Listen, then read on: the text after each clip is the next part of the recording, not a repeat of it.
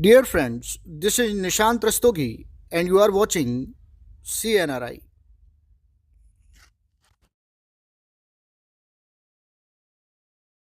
आइए अब इस क्वेश्चन को सॉल्व करते हैं। क्वेश्चन करें कि निम्नलिखित विकल्पों में से किस विकल्प में सबसे अधिक मोल होंगे।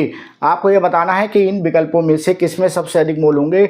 18 ग्राम आपको H2O दिया है और 100 ग्राम आपको कैल्शियम कार्बोनेट दिया है, 16 ग्राम मीथेन दिया है और 4 ग्राम आपको हाइड्रोजन दिया है।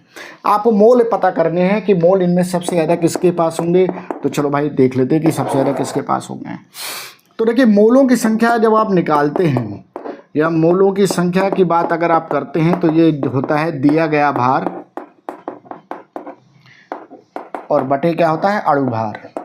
अगर परमाणु होता है तो उसका परमाणु भार लिख लेते हैं।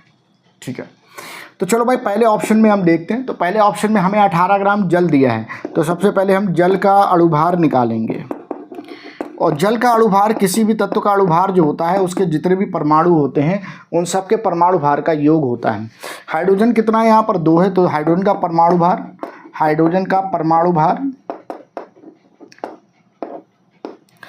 प्लस ऑक्सीजन कितना 1 है, तो ऑक्सीजन का परमाणु भार। हाइड्रोजन का कितना परमाणु भार होता है 1 और ऑक्सीजन का कितना होता है 16, तो टोटल आ जाएगा 18 और ये लिख देंगे ग्राम प्रति मोल। ठीक है ना, अगर हम इसको ग्राम में लिखते हैं तो हमें फिर ग्राम में लिखने पर प्रति मोल जरूर लिखना पड़ता है, ग्राम प्रति मोल। ठीक, क्योंकि 1 मोल का जो वेट आता है ग्राम में वो इतना ही आता है, उसके अणु भार के बराबर आता है। ठीक, तो चलो भाई इसके मोलों की संख्या निकालने, तो मोल को हम n से दिखाते हैं। अब कितना दिया गया भार कितना है, 18 ग्राम दिया है और इसका अणुभार कितना है 18 दिया है, तो भाई 18 दिया है, यानी कि 1 मोल यहाँ पर जल के आ गए। अब बी ऑप्शन ले लो। तो बी ऑप्शन में अगर हम बात करें तो बी में क्या दिया, कैल्शियम कार्बोनेट दिया। तो जरा कैल्शियम कार्बोनेट का सबसे पहले अणुभार निकालो। तो अणुभार को मैं ऐसे लिख दे रहा हूँ, कैल्शियम का अणुभार प्लस कार्बन कितना 1 है, कार्बन का अणुभार और प्लस 3 गुणे ऑक्सीजन का अणुभार। कैल्शियम का अणुभार अगर हम देखें तो 40 होता है, 20 कैल्शियम 40 होता है। कार्बन का देखें तो 12 होता है। ऑक्सीजन का देखें तो 3 गुणे 16, 8O16 ऑक्सीजन होता है, 6C12 कार्बन होता है। ठीक है ना, ये कितना हो गया, ये हो जाएगा 40 प्लस 12 हो जाएगा और प्लस क्या हो जाएगा 48, ये हो जाएगा आपका 100 ग्राम प्रति मोल। ठीक है ना, अब हमें मोल कैल्शियम कार्बोनेट के निकालने हैं, तो मोल हो गए कैल्शियम कार्बोनेट के, ये बराबर क्या होगा, भार कितना दिया है 100 ग्राम बटे अणुभार कितना दिया है 100 ग्राम, तो बराबर क्या आ जाएगा 1 मोल आ जाएगा, यानी यहाँ पर भी हमको 1 मोल मिल गया। सी की बात करें तो सी हमें मीथेन दिया हुआ है, तो मीथेन का अणुभार निकालो। तो मीथेन का अणुभार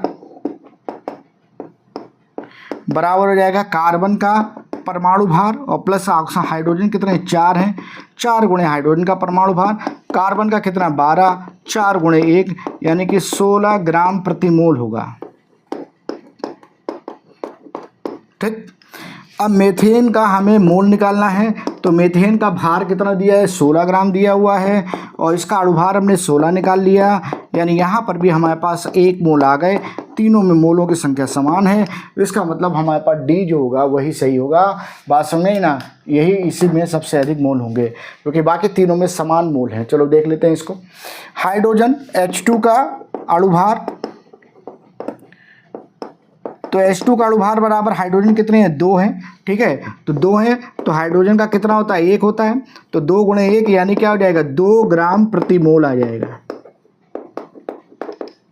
अब हाइड्रोजन के मोल निकाल लो, तो NH2 बराबर हाइड्रोजन का भार कितना दिया है, हाइड्रोजन का भार NH2 निकाल लो, हाइड्रोजन का भार कितना दिया है 4 और हाइड्रोजन का अणुभार कितना है 2, यानी कितने आ गए 2 मोल आ गए। सबके मोल आए 1, इसका मोल आया 2, यानी इसका ही सबसे अधिक मोल है। आंसर आपका डी करेक्ट आंसर हो जाएगा।